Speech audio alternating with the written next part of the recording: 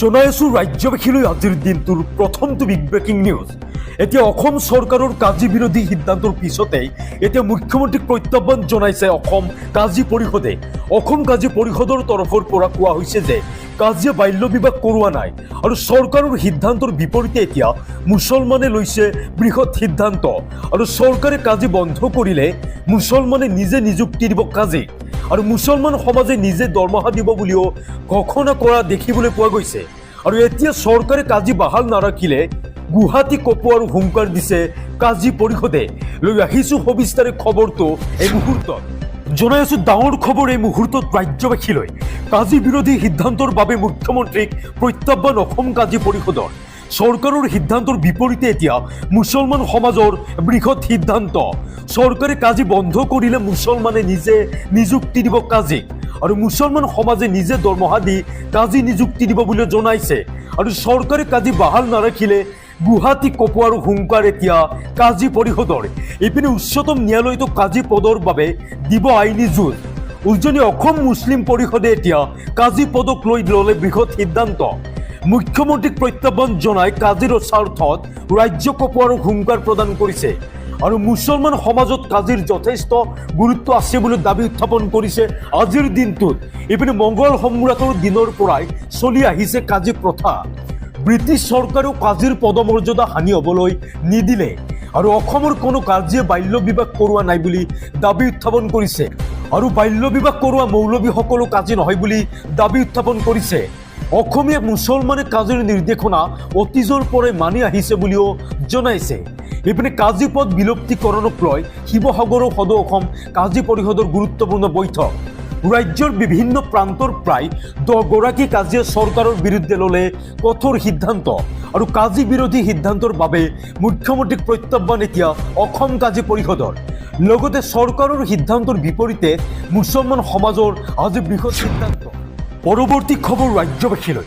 এতিয়াৰে পৰা আয়ুষ্মান কাৰ্ড নাথাকিলেও আপুনি লাভ কৰিব বিনামূলীয়া চিকিৎসা। মোদী কেবিনেটত এক বৃহৎ সিদ্ধান্ত লোৱা হৈছিল আৰু আয়ুষ্মান কাৰ্ড নাথাকিলেও বহু লোকে লাভ কৰিব বিনামূলীয়া চিকিৎসা। এই ক্ষেত্ৰত কি কৈছিল সংবাদ মেলত জনাই আছো সবিশেষ এই মুহূৰ্তত। এটা ভাল খবৰ জনাইছো ৰাজ্যবাসীলৈ এই মুহূৰ্তত। মোদী কেবিনেটত বৃহৎ সিদ্ধান্ত। আয়ুষ্মান কাৰ্ড নাথাকিলেও এতিয়া লাভ কৰিব আপুনি বিনামূলীয়া চিকিৎসা। লাভ কৰিব চৰকাৰৰ 5 লাখ টকাৰ বিনামূলীয়া চিকিৎসা সেৱা। 70ৰ ঊৰ্ধৰ সকলো বয়োজ্যেষ্ঠই পাব এতিয়া এই সেৱা। আয়ুষ্মান যোজনাৰ দৰে পাব এতিয়া চিকিৎসাৰ সুবিধা। এই সকল লোকৰ বাবে পৃথককৈ দিয়া হ'ব বিশেষ কাৰ্ড আৰু এই কাৰ্ডৰ অধীনত এতিয়া 4.5 কোটি পৰিয়ালৰ 6 কোটি নাগৰিকক সামৰি ল'ব চৰকাৰে। প্ৰধানমন্ত্ৰীৰ জন আৰোগ্য যোজনাৰ অধীনত সামৰি লোৱা হ'ব এই সকলক। আৰু এতিয়ালৈ আহিছো ৰাজ্যবাসীলৈ এক বিগ ব্ৰেকিং নিউজ। অসমত আলফাৰ পলিটিকেল এক্টিভিটি থাকক, মিলিটেণ্ট এক্টিভিটি থাকিব নালাগে আৰু এই বৃহৎ মন্তব্য কৰিছে অসমৰ মুখ্যমন্ত্ৰী ডক্টৰ হিমন্ত বিশ্ব শৰ্মাই। লগতে ডক্টৰ শৰ্মাই কৈছে যে আৰ্মীৰ কনভয়ত এটেক কৰিলে আমিও এটেক কৰিম বেলেগ জেগাত। আৰু কি মন্তব্য কৰিছে ইয়াকে লৈ জনাই আছো এই মুহূৰ্তত সবিশেষ। পুনৰ আলফা স্বাধীনৰ প্ৰসংগত মুখ্যমন্ত্ৰী হিমন্ত বিশ্ব শৰ্মাৰ প্ৰতিক্ৰিয়া। শনিবাৰে প্ৰসংগক্ৰমে মুখ্যমন্ত্ৰী আলফা স্বাধীনৰ প্ৰসংগত সংবাদ মাধ্যমৰ আগত কয় যে মই এটাই কথা কৈছোঁ যে পৰেশ বৰুৱা আলফা তেওঁলোকে অসমৰ ভালৰ কাৰণে চিন্তা কৰে বুলি মই ধৰি লওঁ, কিন্তু ৰাস্তা বেলেগ হ'ব পাৰে।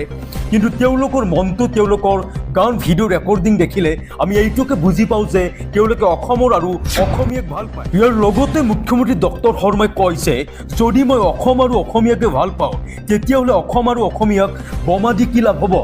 যদি বোমা দিব লাগে বাহিৰত দিম, যদি আৰ্মীৰ কনভয়ত এটেক কৰিব লাগে আমি বেলেগ ঠাইত কৰিম, অসমত আমি কিয় কৰিম? অসমৰ যদি দিছপুৰত বোমা দিওঁ, যোৰহাটত বোমা দিওঁ, এফেক্ট কাৰ হ'ব বুলি প্ৰশ্ন আৰু অসম আৰু অসমীয়াৰ হ'ব। তেখেতে কৈছে যে তেখেতসকলক মই আহ্বান জনাম যে যিখন ৰাজ্যৰ বাবে আপোনালোকে মৰণপণ সংকল্প লৈছে, যিখন ৰাজ্যৰ বাবে 10,000 লোক শ্বহীদ হৈছে, সেইখন ৰাজ্যত তেজৰ ফাকু খেলি কাৰ লাভ হ'ব? গতিকে এই কথাটো মই প্ৰথমৰ পৰাই কৈ আছোঁ আৰু মই ভাবোঁ যে অসমত তেওঁলোকৰ পলিটিকেল এক্টিভিটি থাকক, মই বেয়া নাপাওঁ, কিন্তু অসমত মিলিটেণ্ট এক্টিভিটি থাকিব নালাগে। ইতিমধ্যে উল্লেখযোগ্য যে 15 আগষ্টৰ দিনা আলফা স্বাধীনে গুৱাহাটীকে ধৰি অসমৰ বিভিন্ন স্থানত বোমা সংস্থাপন কৰিছিল। কিবা কাৰিকৰী কাৰণত বোমাসমূহ বিস্ফোৰিত নোহোৱাৰ বাবে আলফা স্বাধীনে সিদিনাই বোমাসমূহৰ অৱস্থিতি সম্পৰ্কে সংবাদ মাধ্যমত বিবৃতি দি ৰাজহুৱা কৰিছিল আৰু ইয়াৰ পিছতে আৰক্ষীয়ে বিভিন্ন স্থানত অভিযান চলাই কেতবোৰ স্থানৰ পৰা বোমাজাতীয় সামগ্ৰী উদ্ধাৰ কৰিছিল।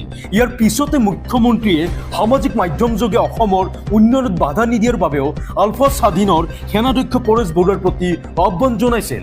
আজি পুনৰ প্ৰতিক্ৰিয়া কৰিলে এনেদৰে মুখ্যমন্ত্ৰীয়ে। পৰৱৰ্তী খবৰ, আধাৰ কাৰ্ডৰ প্ৰতিগৰাকীৰ বাবে লৈ আহিছোঁ এটা ডাঙৰ খবৰ। আপোনাৰ হাতত থকা আধাৰ কাৰ্ডখন বাৰু আপডেট কৰা হ'লনে?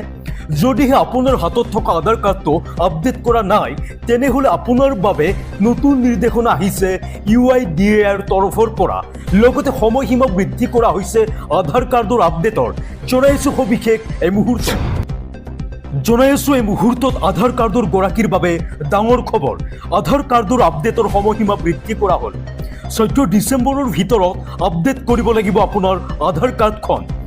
ইয়াৰ পূৰ্বে 14 ছেপ্টেম্বৰ আছিল শেষ সময়সীমা আধাৰ কাৰ্ড আপডেটৰ, কিন্তু UIDAI জাৰি কৰিছে এতিয়া গুৰুত্বপূৰ্ণ নিৰ্দেশনা।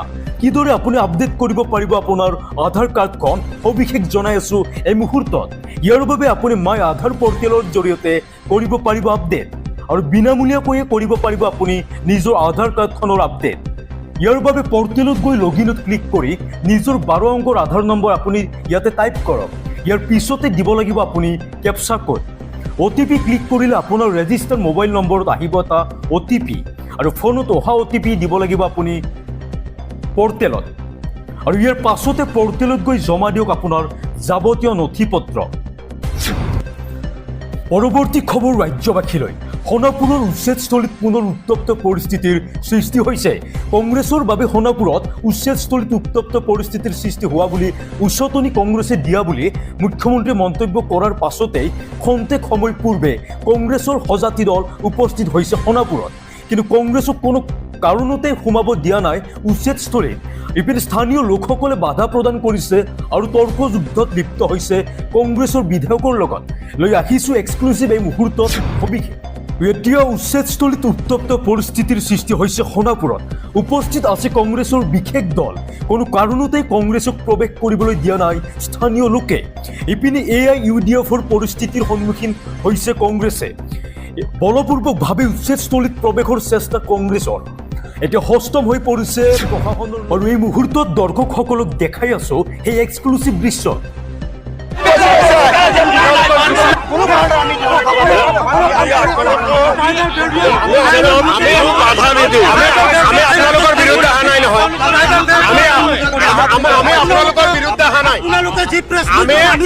আমি আপোনালোকৰ বিৰুদ্ধে অহা নাই, আমাক যাব দিয়ক।